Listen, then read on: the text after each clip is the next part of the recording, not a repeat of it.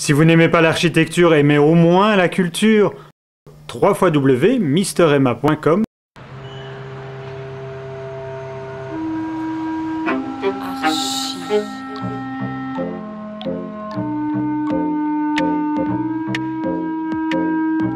Bonjour et bienvenue dans Archi Urbain, l'émission qui vous parle d'architecture et d'urbanisme.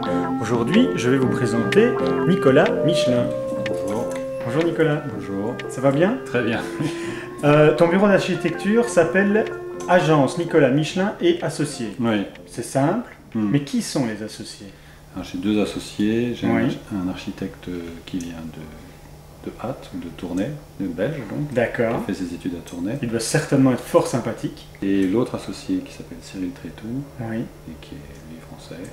Ils ont le même âge. Ils ont tous les deux d'abord travaillé pour moi et ensuite je les ai associés à l'agence. D'accord. Ça fait combien de temps que tu es établi ici à Paris? On est dans le 10e? Oui, on est dans le 10e sur les toits de Paris. Oui. Au 8e Belle étage. vue, hein. Magnifique vue, oui. On domine un peu le centre de Paris. Mhm. On a une belle terrasse et ça fait depuis 2000-2001 que je suis installé ici. D'accord. J'étais avant dans le 20e, j'étais associé avec un architecte allemand, Mhm. Lefin Geipel, et notre agence s'appelait LabFac, Laboratoire for Architecture. D'accord.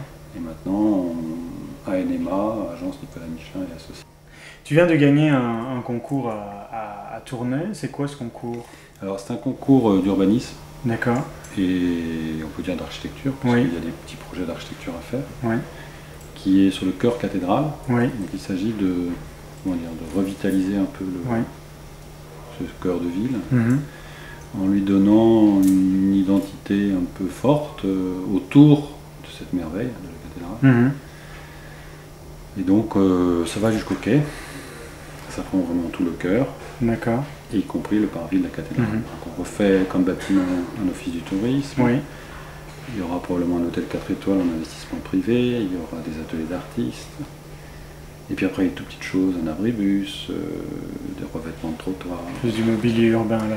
C'est justement pour ça que j'étais très intéressé de te rencontrer, parce que ton bureau d'architecture ne parle pas uniquement d'architecture, mais très axé également sur l'urbanisme, sur comment envisager la ville aujourd'hui, demain, etc.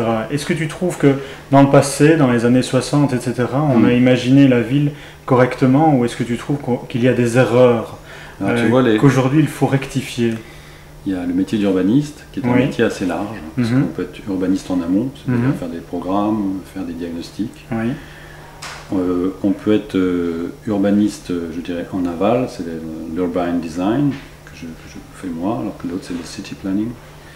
Et l'urban design, c'est l'urbaniste qui travaille sur les projets de rue, de place, mais surtout de développement de la ville, sur la C'est ça. ville ou de la ville hors de la ville, c'est-à-dire des nouveaux quartiers. Mhm. Moi, depuis maintenant une dizaine d'années, je me suis intéressé petit à petit. Alors, j'ai commencé un peu avec ça, avec mes études, et puis Mhm. après j'ai abandonné un peu l'urbanisme, j'y suis retourné donc en 2000, au moment où j'ai fait l'agence ici.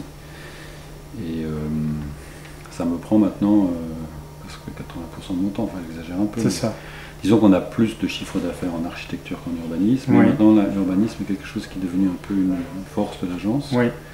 qui nous permet de voir les deux échelles. C'est ça. Parce qu'un architecte, il est un petit peu bloqué sur son objet, Mhm. il veut réussir son objet, Mhm. il veut faire œuvre sur sa parcelle.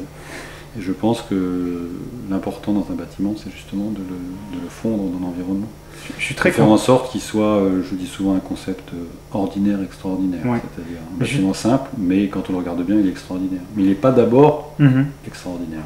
Je suis très content de ce que tu dis, parce que je dis souvent que pour moi l'architecte effectivement il conçoit, comme tu dis, un objet, mais pour que cet objet soit une réussite, il faut qu'il soit digéré par son entourage, son entourage extérieur, donc le Absolument. quartier, et son entourage intérieur, Mm. les gens qui vont y vivre. Et quand je fais l'émission, j'ai souvent des architectes qui arrivent et qui voient que oh, merde, ça ne fonctionne pas, personne n'y vit, ou ils ont accroché des choses là où j'avais pas envie. Et je me dis, bah tiens, peut-être que il faut que l'architecte laisse vivre son œuvre et qu'il regarde. C'est-à-dire que moi je pense que l'architecte n'est pas là pour faire une œuvre d'abord, même si in fine il est un artiste. Mais le métier d'architecte n'est pas un métier d'artiste. C'est un métier de synthèse, c'est un métier d'ingénieur. Il y a une dimension artistique dans son travail, bien évidemment, parce qu'on pourrait faire des bâtiments ordinaires pas très intéressants, Oui. très bien construits, même bien fondus dans l'environnement à la limite. Mais où il n'y a pas de poésie. C'est ça. Donc notre travail est assez difficile. Il faut à la fois être intégré dans l'environnement, plutôt jouer avec l'environnement, donner à l'environnement, c'est-à-dire être vraiment en phase avec le vent, avec la pluie, avec l'environnement social, avec plein de choses, mais aussi faire en sorte que ce bâtiment, on y soit bien, on y vive bien, et peut-être en plus qu'il fasse rêver, c'est-à-dire qu'on rentre, on ne sait pas pourquoi, ce que j'appelle la magie du lieu. Donc il faut à la fois respecter le génie du lieu, qui est en l'occurrence par exemple la ville de Tournai, son cœur, qu'est-ce qu'il y a, il faut être dans le génie du lieu, il ne faut pas faire une œuvre complètement déconnectée, ça ne veut pas dire faire du pastiche. Il faut d'abord être dans le génie du lieu, et en plus, il faut donner la magie à ce qu'on fait, tout en faisant quelque chose de simple. C'est extrêmement compliqué cette notion. Parce qu'aux études d'architecture, on apprend à faire des œuvres, on apprend à faire de l'architecture. C'est ça, voilà. Et on devrait plutôt apprendre à faire d'abord du vivant, des choses qui sont accaparables, appropriables par les gens. Le plus intéressant, c'est quand tu rentres dans un bâtiment et que tu vois que les gens ils sont bien. Et justement, ils ont accroché des choses là où il ne fallait pas les accrocher. Moi, c'est ce qui me plaît, ça. Qu'ils se prennent le bâtiment pour eux et ils le font vivre comme ils veulent.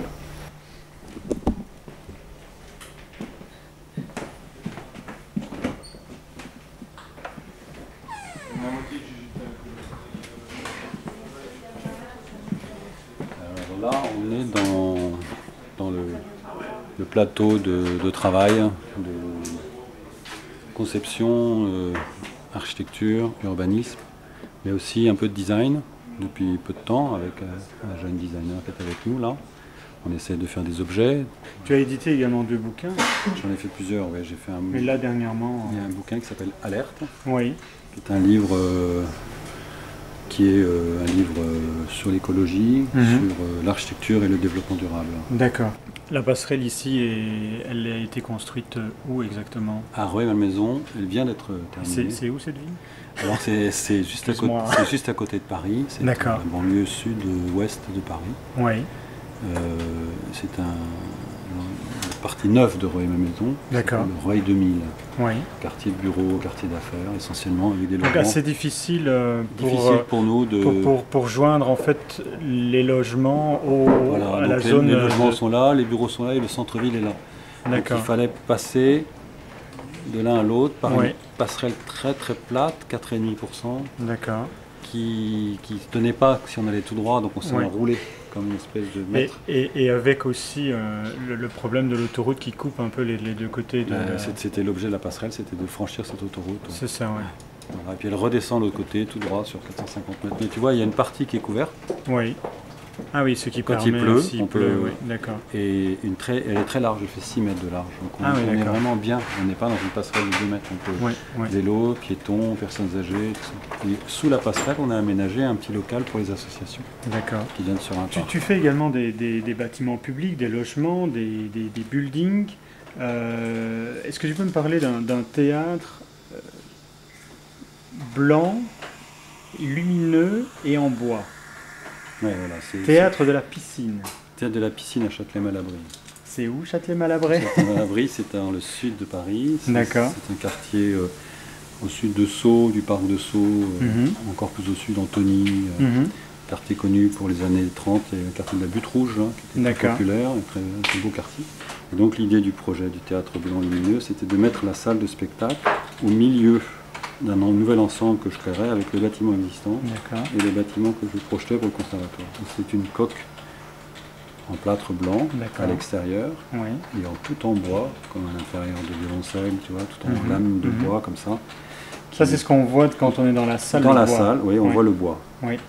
Et c'est une coupole parfaite, parce qu'en haut du bois, il y a vraiment un oculus qui s'ouvre et qui se ferme. Comme au début de spectacle, on peut avoir la lumière du jour. Si c'est la nuit, on a une lumière qui vient, qui arrive par-dessus, comme au Panthéon, d'Adrien à Rome. Et quand on ferme le spectacle comme une éclipse de lune, et ça referme tout ça. Et tout est en bois et ça sonne extraordinairement. Et à l'extérieur, c'est une coque en plâtre. Et autour de cette coque, il y a des grands panneaux de verre, une verrière qui tourne tout autour. On ne voit pas la fin de la coque, parce que la coque est tellement haute qu'elle finit avec le verre. Et ce vitrage est coloré. Donc il va du bleu jusqu'au rouge, orangé et jaune. Suivant l'endroit où tu te trouves. On fait tout le tour de la salle. Il faut imaginer un cercle et on tourne autour. D'accord. Et donc, suivant la lumière du jour, il donne la lumière sur le blanc. Donc la nuit... Donc le blanc n'est jamais blanc. Oui, sauf la nuit. Ah oui. D'ailleurs, je me souviens, je le voyais toujours de couleur, parce que même quand il n'y a pas de soleil, comme aujourd'hui, c'est quand même lumineux. Donc il est bleu, jaune, violet, tu vois, la photo. Et quand c'est la nuit, il est blanc. Sauf si on allume la lumière à l'extérieur pour remettre de... Ça a des dégradés, si tu veux, forcément la lumière tourne, le soleil bouge, et donc forcément les ombres sur cette coque sont assez... des photos assez extraordinaires. Ça s'est inauguré en septembre. Bon, je vais aller voir ça. Voilà, il faut aller voir.